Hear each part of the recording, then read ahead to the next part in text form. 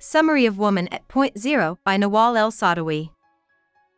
Nawal El Saadawi, an Egyptian psychotherapist, goes to see Firdaus, a woman who is about to be put to death for murder, in Qanatir prison.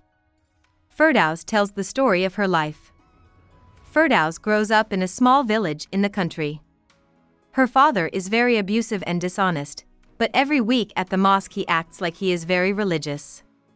Firdaus doesn't remember much about her mother, but she does remember that she was cut when she was too young to understand what it meant.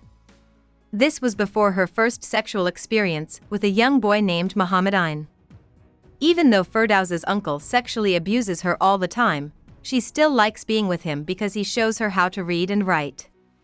Following the death of Firdaus' parents, her uncle takes her to Cairo and sets her up in school there. She loves being with him and does really well in school. However, after Firdaus marries a wealthy woman, he stops caring about him and sends him to a boarding school for kids. Firdaus also does well here, even though her painful childhood makes her sad. She feels better one night when her teacher Miss Iqbal holds her hand. Firdaus feels a faint surge of sexual pleasure, but she doesn't know what it means. Firdaus thinks Miss Iqbal feels it too, but her teacher never notices or pays extra attention to her, which makes Firdaus sad. Firdaus is one of the best students in her class and graduates from high school, but her uncle won't send her to college because he thinks that his niece learning with young men would make him look bad in public. He instead marries Firdaus to Sheikh Mahmoud, a miserable old man who is over 60 years old, because his wife told him to. Firdaus is only 18. Before the wedding, Firdaus tries to run away for a short time but gives up because she knows the world is too scary for a lady. Sheikh Mahmoud regularly rapes and beats Firdaus, so she learns to mentally separate herself from her body in order to handle the abuse. Firdaus runs to her uncle for safety, but he doesn't care, so she leaves again. A nice man named Bayami takes her in and takes good care of her for a few months. When Firdaus decides she wants to work and live on her own, Bayami rapes and beats her, then locks her in his house all day and rents her out to his friends at night. Firdaus gets away with the help of a neighbor, and the next day she meets Sharifa, a rich woman who takes her in and makes her live in her fancy apartment. She tells Firdaus that she is beautiful and can get any man to pay anything for her body. She does, however, sell Firdaus to men and saves all the money for herself.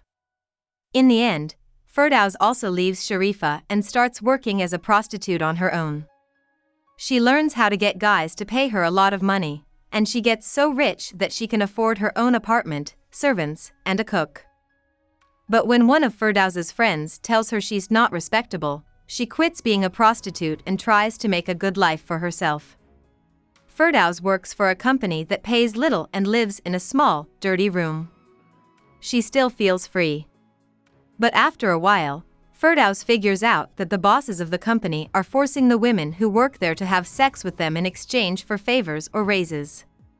She decides that men don't respect women who work legal jobs any more than they respect whores, but prostitutes can make more money. At the same time, Firdaus quickly falls in love with Ibrahim, who is the union leader at her workplace and seems like a good person. During their short relationship, she tells him everything about her life and past because she is so in love with him. They have sex because she wants to, not because she has to. But all of a sudden, Ibrahim betrays her and says he is going to marry the daughter of the company head, which will help his career. It breaks Firdaus's heart to know that men like Ibrahim trade kindness for sex, which isn't too different from men who pay for sex. When Firdaus goes back to living as a prostitute, she makes a lot of money. But a pimp named Marzouk is able to control her because he knows people in the cops and the courts. From now on, he takes most of her money.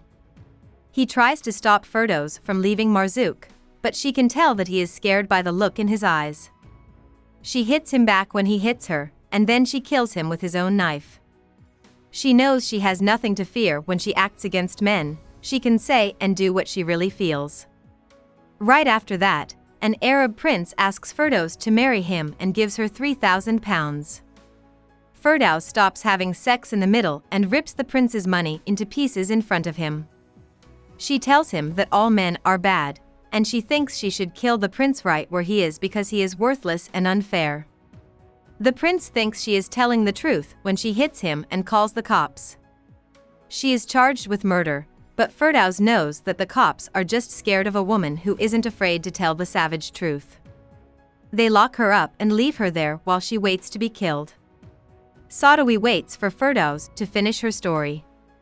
After she's done, the two women sit still until men come and take Firdaus to be put to death. Firdaus is dead, but Saadawi can still hear her voice, and she sees that she feels bad about how scared and weak she is compared to Firdaus's courage. About the author.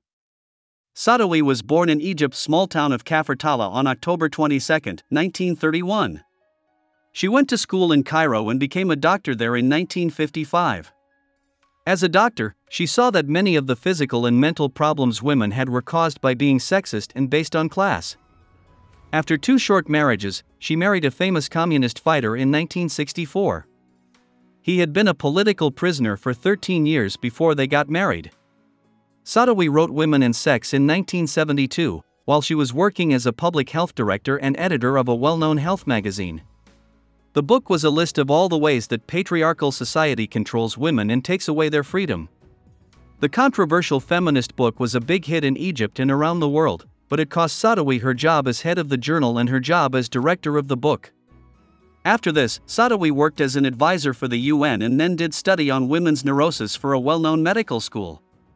She wrote and released Woman at Point Zero during this time. It was based on her meeting Firdaus as part of Saadawi's case studies of women at Kanatir prison. In 1981, Saadawi helped start the feminist magazine Confrontation. This made President Anwar Sadat, who already thought Saadawi was a dangerous public figure, order her arrest. She spent a year in Kanatir jail, which is the same jail she wrote about in Woman at Point Zero in 1975. After Sadat was killed by military officers, she was freed. In Egypt, Saadawi kept up her work until 1988, when Islamists made death threats against her. She ran away to the United States and taught at a number of well-known universities until she was safe enough to go back to Egypt in 1996. When she got back to her home country, Saadawi kept up her work. She stood for president in 2005, protested in Tahrir Square in 2011, triggering the Egyptian revolution and overthrow of President Hosni Mubarak, and advocated for public education secularization. Hope we summarized it fully and you liked it. Please hit the like button and subscribe to our channel so that we are motivated to create more videos.